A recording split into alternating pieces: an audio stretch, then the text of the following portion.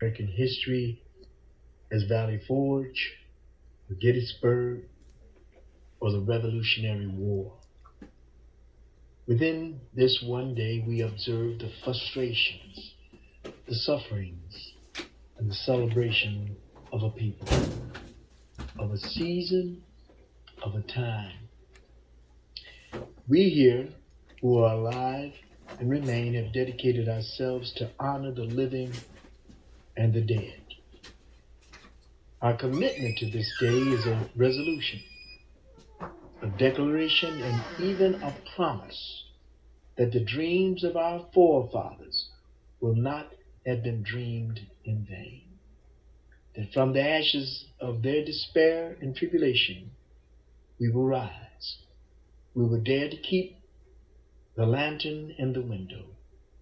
We will celebrate what is and what is to come. Juneteenth is the oldest known celebration commemorating the ending of slavery in the United States. It is officially at June 19th in 1865, but that actually is 2.5 years after the proclamation freeing the slaves. It was a struggle at first, and this was not because there was no enthusiasm for the celebration, but there was a great deal of pressure placed on those who wanted to celebrate by the slave owners, the politicians, and people with special interest. The momentum grew slowly. But in 1968, Juneteenth had a strong surge through the Poor People's March in Washington, D.C. Dr. Ralph Abernathy had called upon people from all walks of life to join him in supporting the Poor People's March. And many of the people that attended went back to their own cities and began to celebrate Juneteenth. Among these came two of the largest, one in Milwaukee and the other in Minneapolis.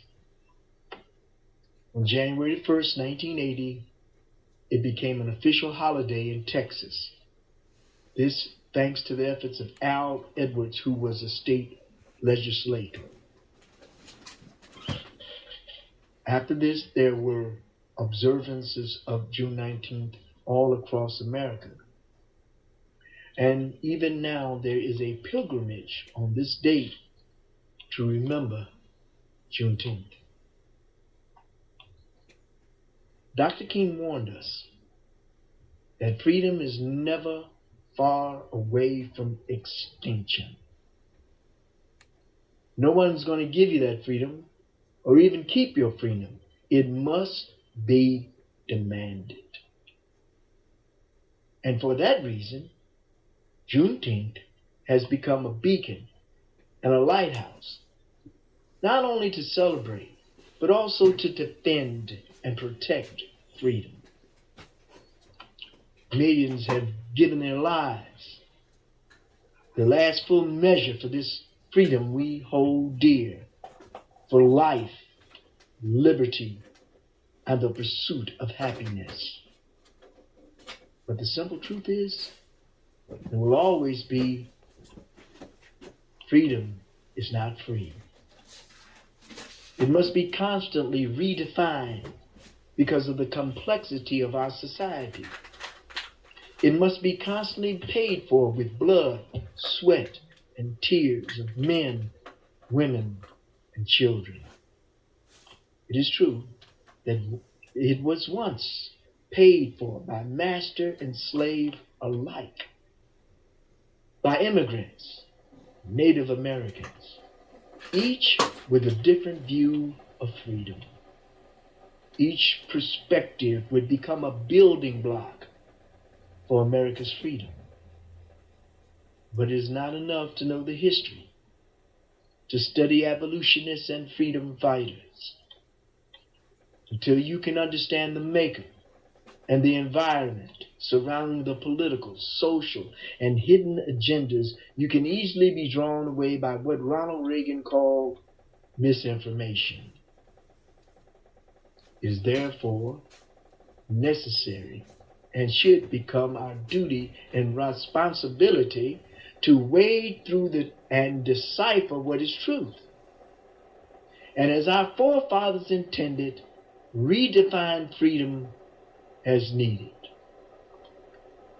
Juneteenth, therefore, is not just a celebration, but an examination, a reevaluation.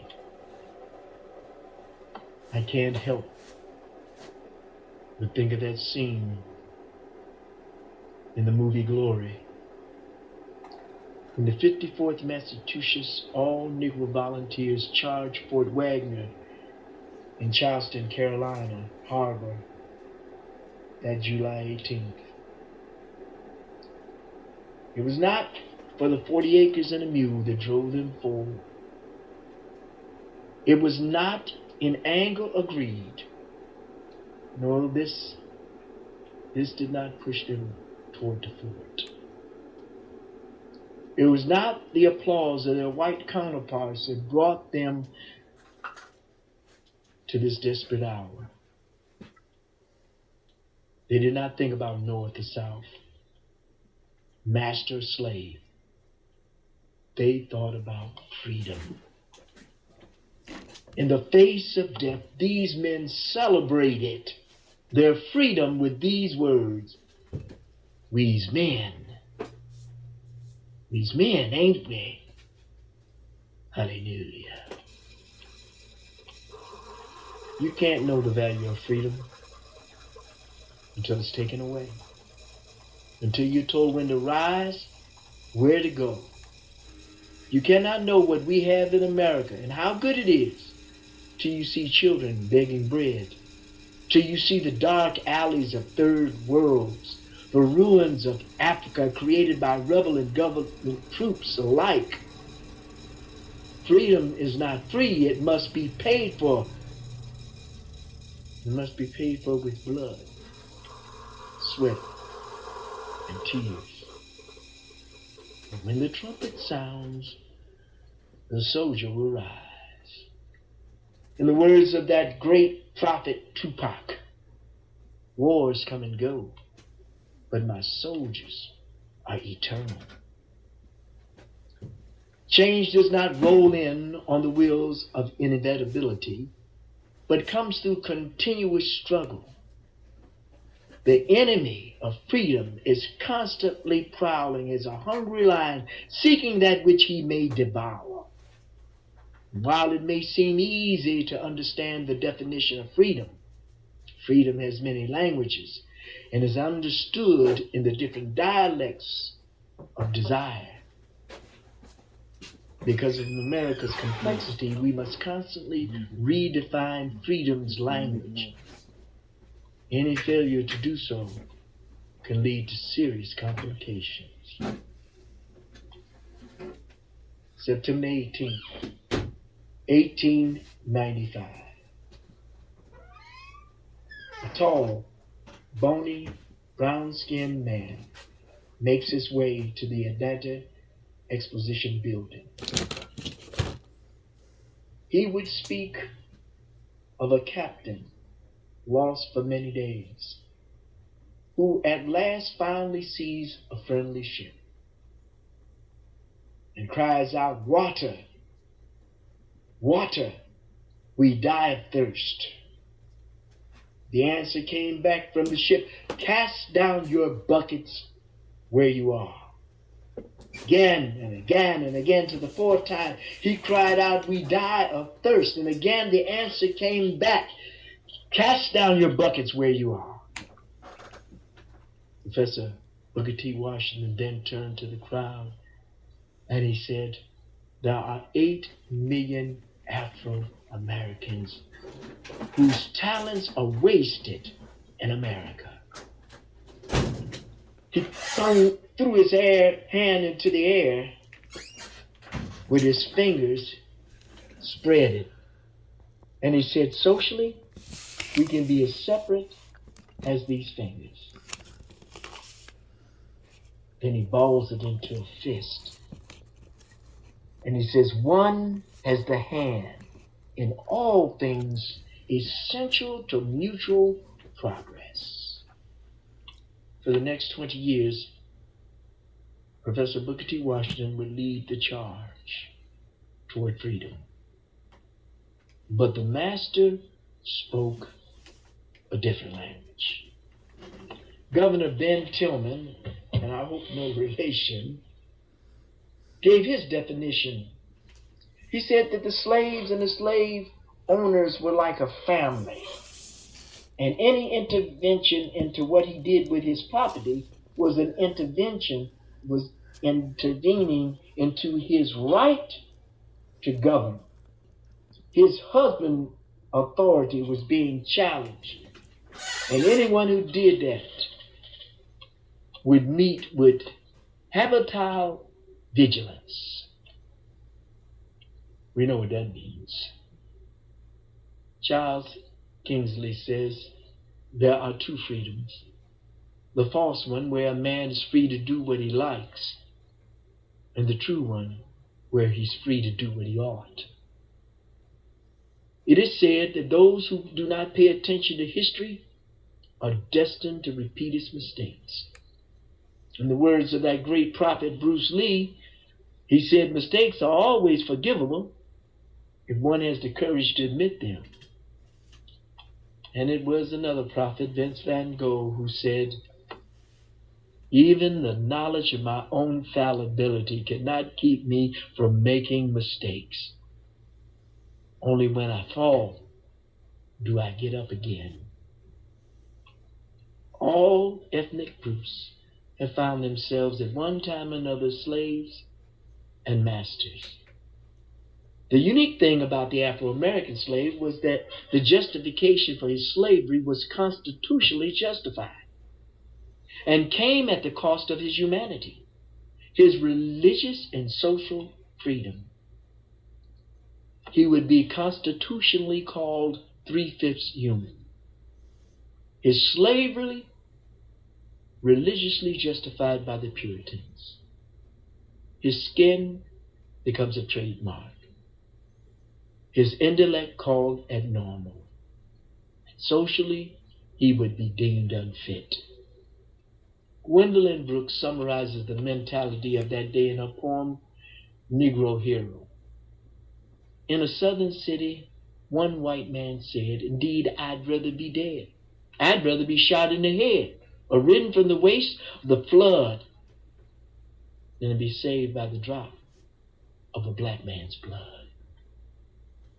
But long before the master built ships and calculated the distance of the stars, this so-called black man's forefathers, the Cushites of the lost continent Atlantis, had harnessed the energy of the sun, built constructions unbelievably, mathematically, by the stars and an offshoot of the Ishango bone, a mathematical system used in the Congo 8,000 years old.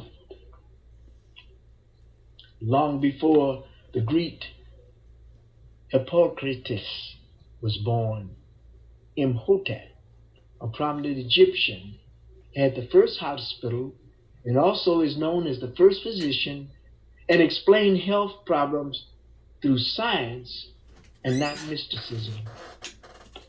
Long before the Europeans and the Spaniards mastered the seas, Diophantus of Alexander had become the father of algebra, and the Harappi culture had given birth to yoga.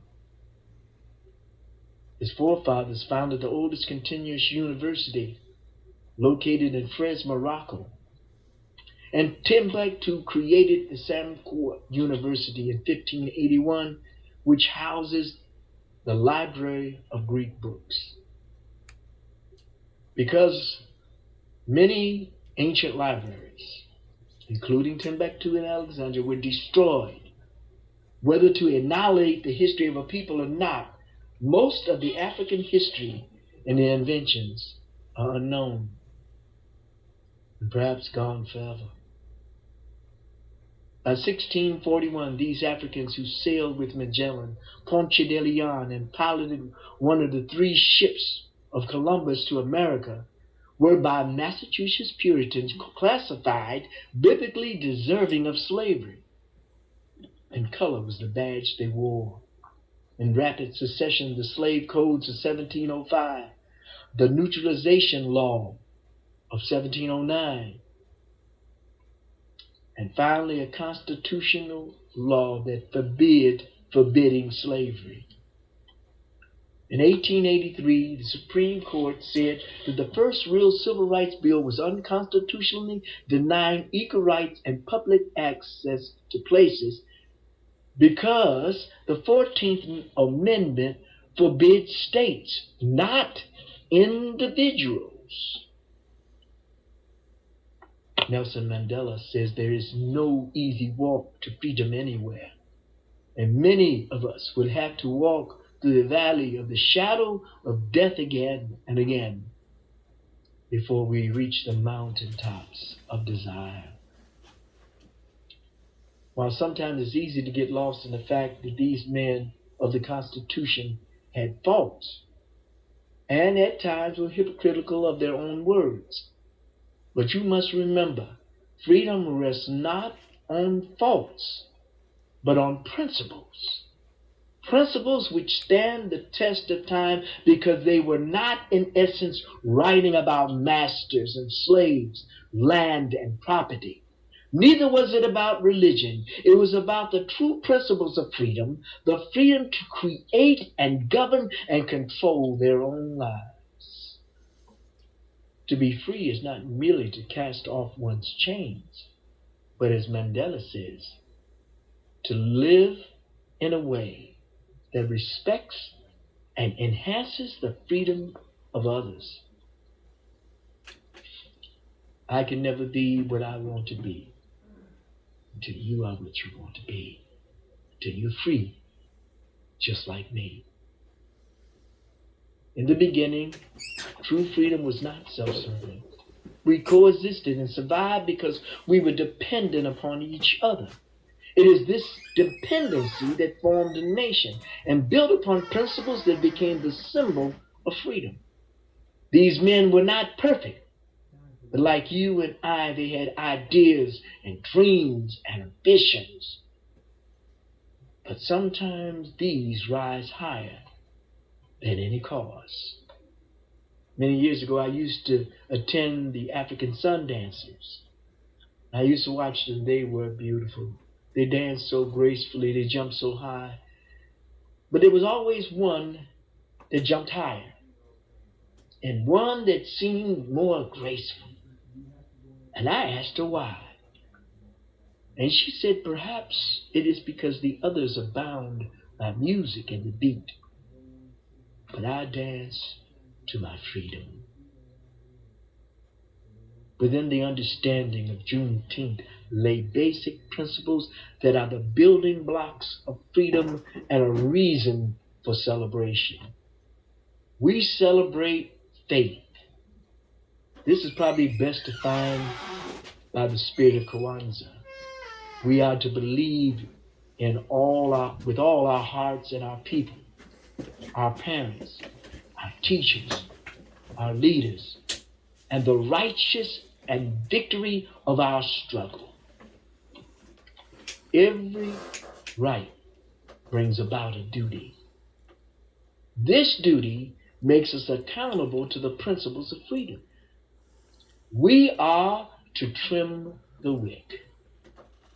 When I was a very young boy, they would tell the story of the wicker man. And what his job was to trim the wicks.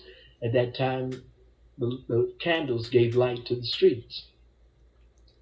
My mother made it clear to me that before him was darkness, but behind him there was great light.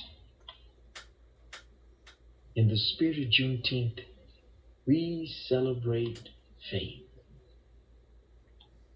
It is said the greatest investment is in self. Long ago, Willie Lynch taught American Southern slave owners how to destroy a family. You take the man, embarrass him in front of the woman, degrade him in front of the man, elevate the woman, and have her teach her children to love the master and to obey him. The idea was to destroy the family. My uncle, whose name was John Henry, loved the poem John Henry Was a Hammering Man. He was the guy that would nail the spikes into the rails. And I always thought that that poem was about John Henry being a hammering man who had to encounter progress. And he died trying to fight it. And I always thought it was about John Henry. But it was about progress. Perhaps one of the greatest faults we have is our resistance to progress. In the spirit of Juneteenth, we celebrate continuous self-development. He was the first Afro-American to win the Nobel Peace Prize. And no, it was not Dr. King. He was an educator who had studied and taught political science at Howard University and served on the board of overseas of Harvard University. When the Arabs and the Israels were fighting each other, they sent him to create peace. He negotiated a peace between the Arabs and Israel and set the format for Israel to become an independent nation. Very few people ever hear the name Dr. Ralph Bunche. When you are ignorant of your purpose, your destiny, and goals, then you are destined to fail. In the spirit of Juneteenth, we celebrate education. Another Kwanzaa principle challenges us to define ourselves, name ourselves, create for ourselves, and speak for ourselves, and stand up. Dr. King said that no one can ride your bike back unless it's bent. Have you ever tried to ride a person's back who is straight? Another enemy is poor self-esteem. And the greatest danger of self-esteem is believing what others say about you. Isaac Hayes made millions of dollars doing what people said he couldn't do. Saying, Sojourner Truth, rebuked by her own, rebuked by women, rebuked by abolitionists, stood tall, threw back her shoulders, became the first woman, Afro-American, to speak for abolition. In the spirit of Juneteenth, we celebrate self-improvement. African Americans have held a strong religious belief as part of the Juneteenth celebration. Their faith was the center of their encouragement. They drew strength from the passages of the Bible. They sang hymns as they marched to war, to the fields of labor, and in the cool of the evening. Their coded messages breathe freedom to even the faintest of hearts. Doctors and psychiatrists agree that many sick and troubled souls has found deliverance in the faith they held in God. In the spirit of Juneteenth, we celebrate spiritual courage. Achievement is the result of creativity. It is amazing how many thousands of years before Thomas Edison that the Africans had a battery that could actually produce a light, an advanced medical system from a bomb, and create some of the greatest symphonies ever written. But unless you invest in the talents that are untapped encourage each other to par excellence, challenge each other to rise, we will, as most of our records of progress fade into the ages. In juneteenth spirit, we celebrate creativity. In the foxholes of Vietnam, I laid my back against a white man, while a Mexican threw his feet across mine, and a Native American cracked jokes and sang a song. When fire broke out, a guy we affectionately called Hillbilly made his way to a 50 caliber machine gun, and a black preacher laid down a suppressing fire. We understood freedom, and we understood that it was dependent on each other. And we understood as a group in that foxhole that if one fell, we all could fall. And so, in the spirit of Juneteenth, we celebrate respect for all cultures. In 1947, Truman became the first president to advance the National Association for the Advancement of Colored People. Speaking to a crowd of 10,000, President Truman declared the only limit to an American achievement should be his ability, his industry, and his character. As no president before him, President Truman placed his commitment to freedom above his chance for election. President Truman went on to develop the present 10-point program for civil rights. Some of these programs were provisions against anti-lynching, the anti-poll, the fair employment practices, the Commission on Civil Rights, Home Rule for the District of Columbia, and the desegregation of the armed forces. This freedom we have is so precious. You cannot appreciate it until it's gone. Paul Edward Galante had over 90 missions when he was shot down. He served for 32 days in 10 different prison camps. He was often taken out and embarrassed in front of people. He was beaten and kicked, left in the darkness, left alone, made to confess things that he didn't even do. But it's his words about freedom that touched my soul.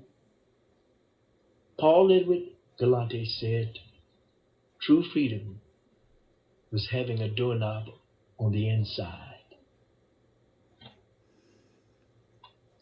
So we meet on this Juneteenth, 2012, to celebrate freedom. Not just freedom for Afro-Americans, but for people of all walks of life, different cultures, races, religious beliefs. Yet here we stand, each having given up a small portion of our freedom for the whole. We fought for this freedom at Valley Forge, for Gettysburg, and in the prison camps of Hanoi. This freedom we hold dear must be paid for by sacrifice and commitment. Will you now rise with me? Freedom must be watered with compassion for each other. Freedom must be placed in the rich soil of temperance, not seeking its own. Freedom must be sun-tested with sacrifice and determination. Will you now rise with me? This freedom challenges the world to rethink its thoughts. Freedom does not allow us fear and greed. It's not puffed up, nor does it vaunt itself. Freedom begins in the hearts of each individual. It is fed by faith, hope, and charity. When the enemies of freedom try to crush and devour with distrust, will you please rise with me? When all about us says our task is too great, we can't do it, it's not worth it, will you rise with me? Yes, we are from different backgrounds and faith. Some believe theories, others believe fate, while others, such as myself, believe in God. No matter your stance, freedom cannot survive without you. When all is said and done, in the pen of time written, what no man can change, jot or tittle, it will record that a nation lived and died, that all men, black men, white men, Jews and Gentiles, could join in James Weldon Johnson's words of prophecy. Stony the road we trod, bitter the chastening rod, felt in the days when hope unborn had died. Yet with a steady beat have not our weary feet come to the place for which our fathers sighed. We have come over a way that with tears has been watered. We have come threading our path through the blood of the slaughtered, out of the gloomy past, till now we stand at last where the white gloom gleams.